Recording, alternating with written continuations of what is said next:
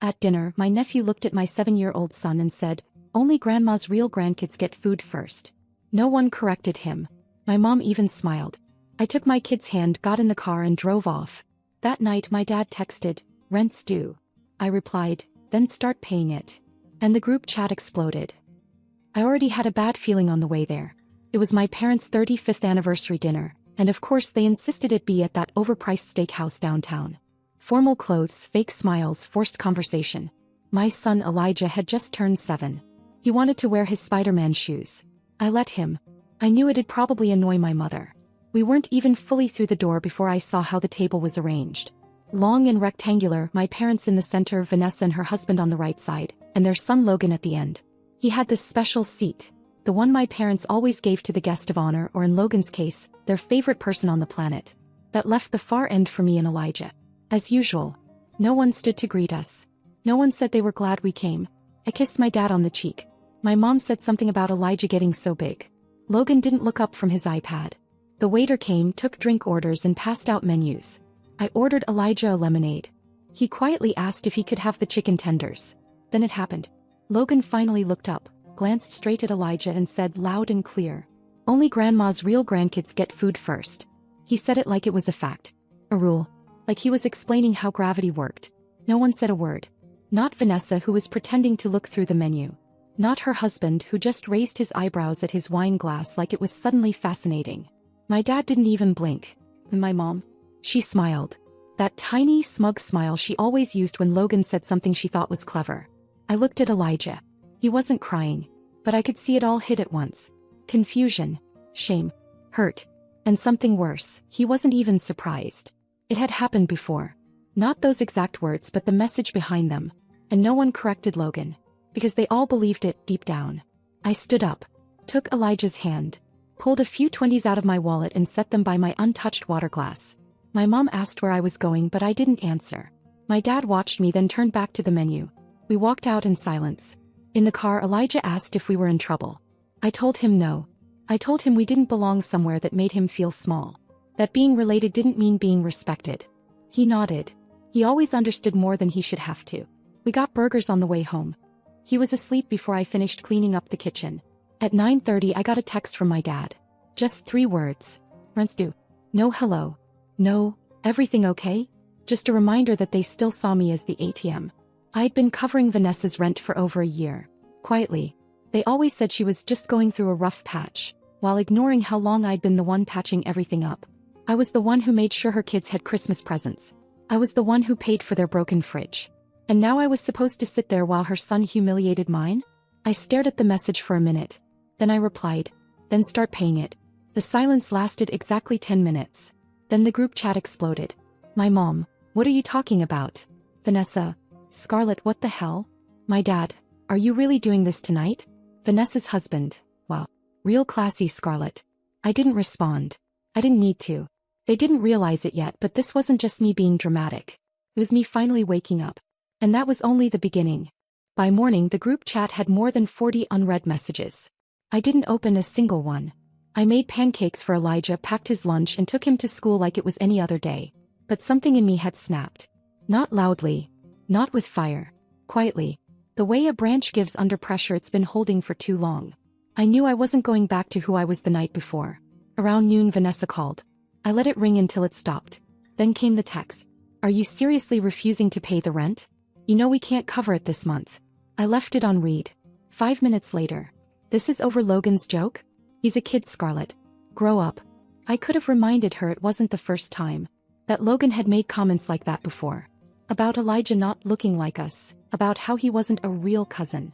I'd brought it up every time. And every time Vanessa had brushed it off. My parents had changed the subject. Her husband had pretended not to hear. And Logan? He learned that no one would stop him. That it was okay to humiliate my son as long as it came with a smirk and a shrug. This wasn't over a joke. This was about years of watching my kid get hurt and being told I was imagining it. At 3:07 my mom called. I answered. She didn't ask how Elijah was. Didn't ask why I left dinner. She went straight into lecture mode, talking about how I embarrassed the family, how Vanessa was shaken, and how my reaction was extreme. I waited until she paused to breathe, then told her clearly, I wasn't paying their bills anymore. Not for Vanessa, not for anyone. Not one more dollar. She said I was punishing the wrong people. I didn't even respond. I just ended the call. That night, Elijah sat curled up with me on the couch watching some cartoon he half followed. Halfway through, he looked up and asked, "Why does Logan hate me?" I told him the truth, or the version he could handle. That sometimes people say mean things because they feel small inside. That it had nothing to do with him. He nodded slowly. But I could see the question still sitting heavy in his mind. Stuck with me too. 3 days passed. No one from my family showed up. Then Vanessa finally texted me again. This time it was a screenshot of her rent notice. A bright red final warning stamped across the top. No words. Just the screenshot. Then a minute later. "I hope you're happy. You just made your nephew homeless." There it was. The guilt trip. The loaded statement meant to make me feel responsible. Me, not the 2 adults who had their names on the lease. Me, not the parents who let Logan grow up thinking cruelty was clever. It was always going to be me. Except this time it wasn't. I didn't reply. But I opened my laptop.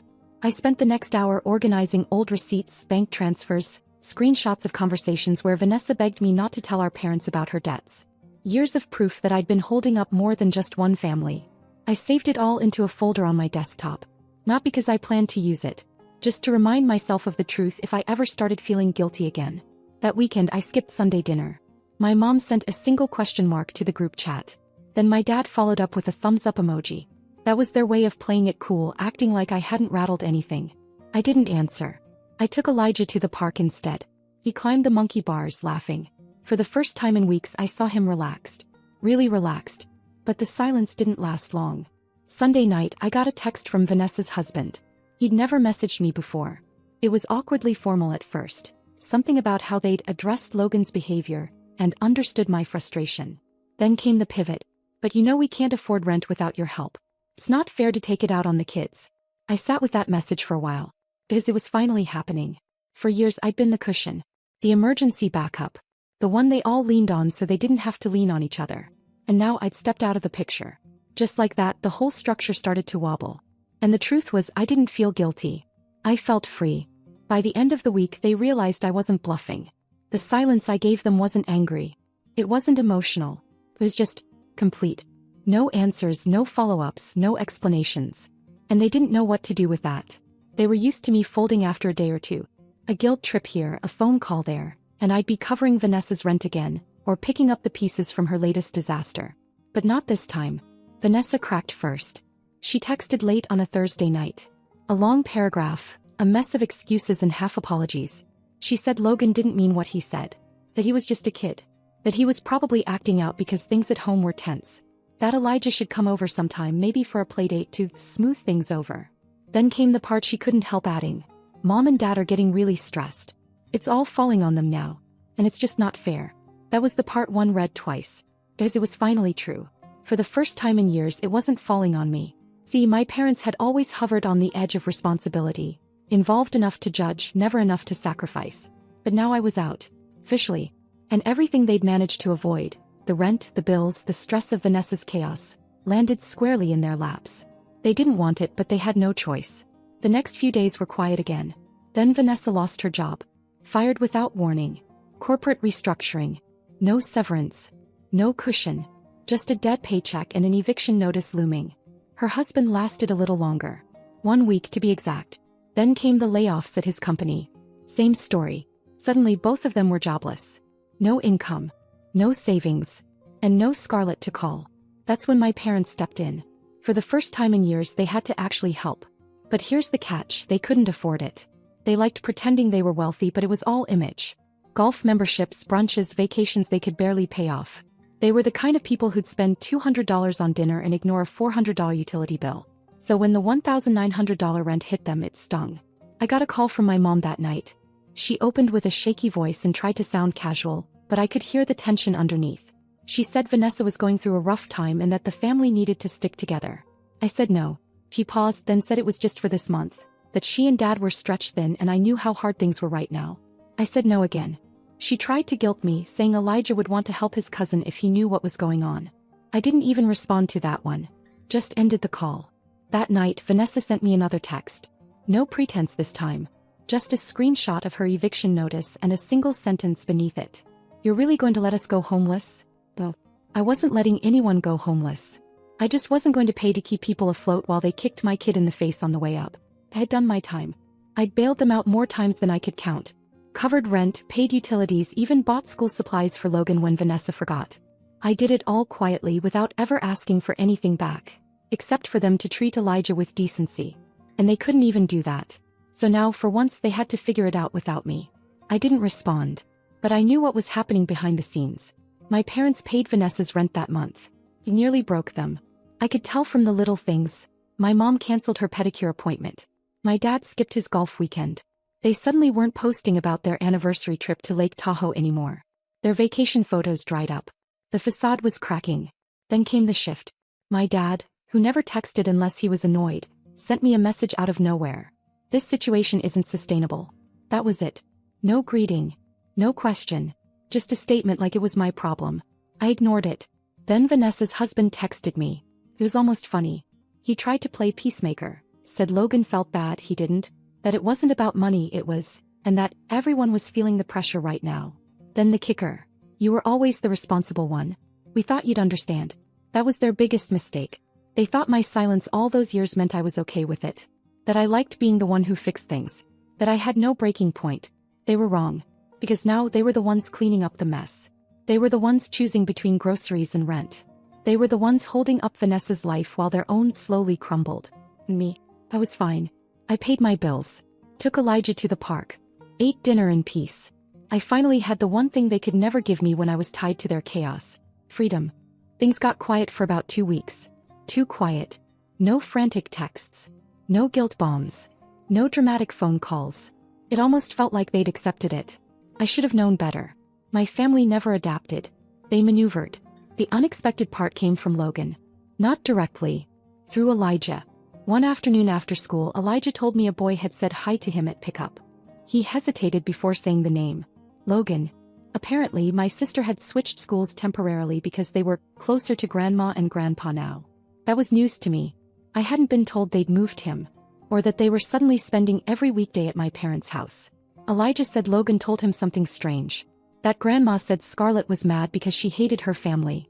That Scarlett didn't want Logan to eat anymore. That Scarlett took money meant for him. Elijah asked me if that was true.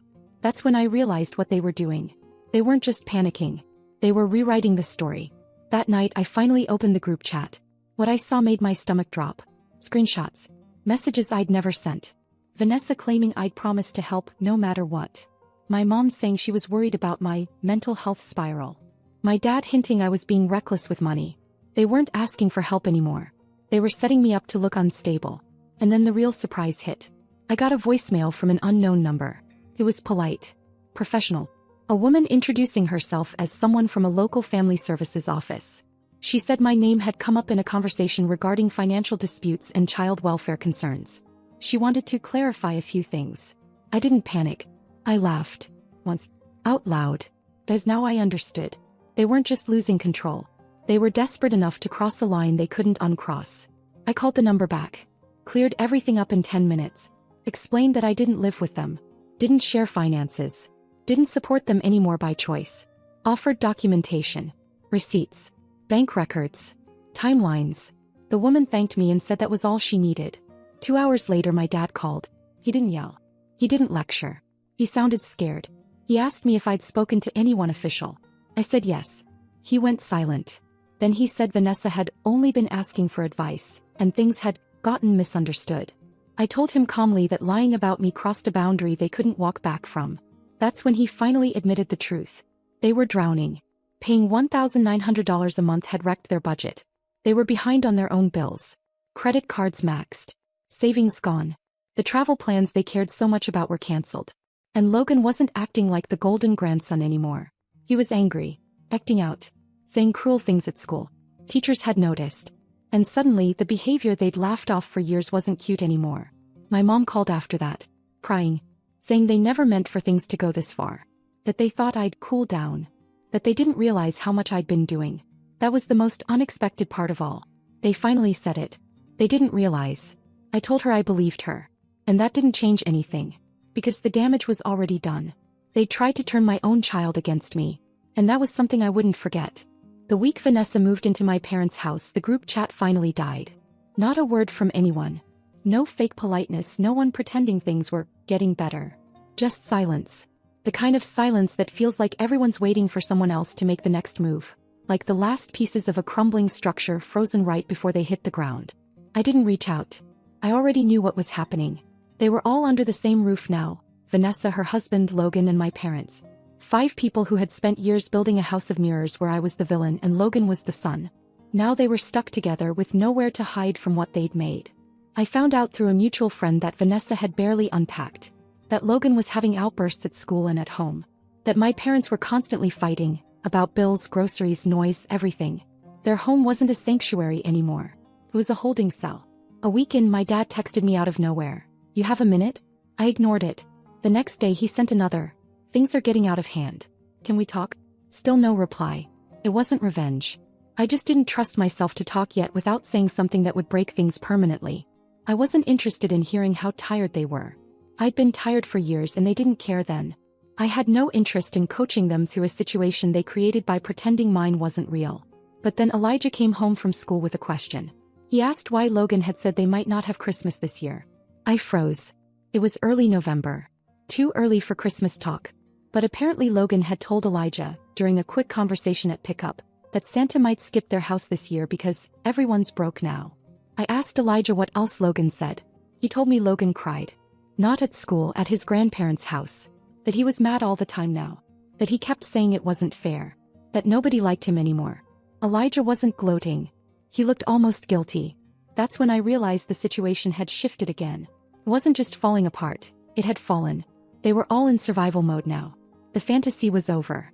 And even Logan, who had been at the top of the little pyramid for so long, had nowhere left to look down from. The next day I met my dad at a diner. Neutral territory. No family photos, no childhood memories. Just coffee and cold toast. He looked like someone who hadn't been sleeping. And for the first time in my life he didn't open with a lecture or a guilt trip. He asked me how Elijah was doing. And he listened. Then he said it. Not a half apology. Not a passive, "I guess we didn't realize." He actually said the words. "We failed you." He admitted they enabled Vanessa. That they didn't want to deal with the mess, so they handed it off to me. That when Logan said cruel things, they looked away because they didn't want to start drama. That they convinced themselves I could handle everything so they didn't have to. Then he admitted what it had cost them. My mom had dipped into her retirement fund. My dad had missed a credit card payment for the first time in 20 years. They were paying for Logan's school supplies, meals, doctor visits, rent. All of it. And Vanessa? She still wasn't working. Neither was her husband. And every time my parents tried to push, it turned into a screaming match. They weren't a family now. They were roommates who couldn't afford each other. Then came the line that really hit. Now we're the ones carrying it and we finally understand how heavy it was. We sat in silence for a while. He asked if I could ever forgive them. I told him I didn't have an answer yet. That it wasn't just about the bills or the years of emotional manipulation. It was about Elijah. About how they'd let him be humiliated by a child they worshipped. How they smiled while it happened. How they said nothing. Did nothing. And then expected me to smile through it. My dad nodded. Said my mom wanted to talk too. That they were both ashamed. That it was all unraveling faster than they expected. And that for the first time they were scared. I told him I wasn't going to fix it. Not this time. Not ever again. He said he understood. Said they weren't asking me to. They just wanted me to know they saw it now. All of it. I paid my half of the check. He didn't argue. On the way out he said quietly, "We'll do better. If you ever give us the chance." I didn't promise anything. But I didn't slam the door shut either. Sometimes it's not about whether people deserve a second chance. It's about whether they know what to do with it. Thanksgiving came. No invite. Not a word from my mom, not a text from Vanessa, nothing in the group chat. I knew they had a gathering anyway, they always did. But this year I wasn't a part of it. No plate saved for Elijah.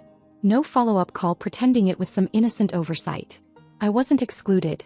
I had removed myself and for the first time they didn't chase me. Elijah and I had a quiet day at home. Just the two of us. He helped me mash potatoes, we made a store-bought pie taste homemade with too much cinnamon, and we watched old cartoons until he fell asleep on the couch. The silence didn't feel lonely. It felt earned. A few days later my mom texted. Not about the holiday. Not about Vanessa. Just one sentence. "Can we talk?" I agreed, but this time on my terms. I told her she could come over. Alone. I didn't want to be pulled into another round of, "let's just move on," or some shared apology where I was supposed to forget things ever happened. She showed up on a Sunday afternoon. No makeup. No dramatic sighs. She looked older too, not from age but from weight. Not physical, emotional. The kind people carry when denial has finally caught up with reality. She brought nothing. Not even an apology cake, which was weirdly reassuring. We sat in the living room. Elijah was out with a friend's family. I didn't offer her coffee. I just waited. She started slow. Said things at home had gotten worse. That Vanessa's husband had walked out a few days before. Gone without a word. Left a note saying he needed space. No one had heard from him since. Vanessa was barely speaking. Logan was out of control. Shouting, refusing to go to school, breaking things. And my parents were in deep. Financially, emotionally, everything. Their retirement? On hold. Their savings? Gone. Then she said something that hit different. I don't want you to feel good about this.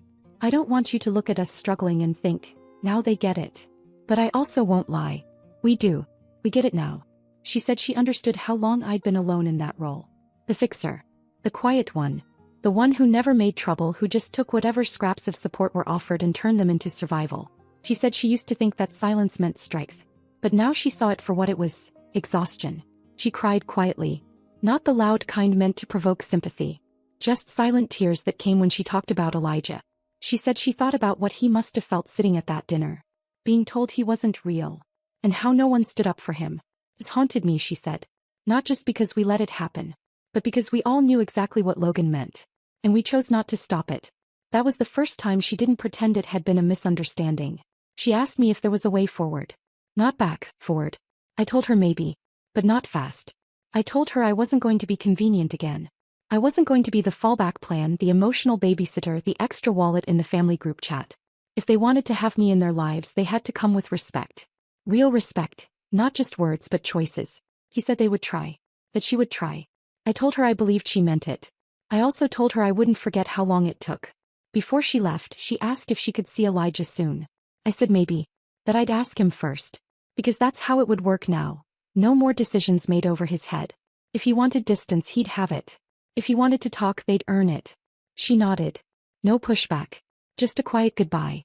I closed the door after she left. No tears. No dramatic moment of release. Just a strange, settled kind of peace. The kind that comes when you know you've survived something and you don't need to fight it anymore. Weeks passed. My mom started texting occasionally. Nothing too heavy. Just checking in. My dad even sent a photo once. Elijah and Logan, both as toddlers, playing on the floor of their old living room. I didn't respond. I wasn't ready. But I saved the picture. Christmas came. They sent a gift for Elijah. Not expensive, not flashy. Just a handwritten card, signed by both of them, saying they missed him and were proud of the person he was becoming. I let him decide if he wanted to open it. He did. He smiled, then went back to playing. He wasn't holding on to the past the way I was. And maybe that's what forgiveness starts with. Not forgetting, not excusing, but just letting the past be where it is. Behind us. So when people ask if I forgave them, I say this. They're learning. I'm healing. Time will tell. And for now, that's enough.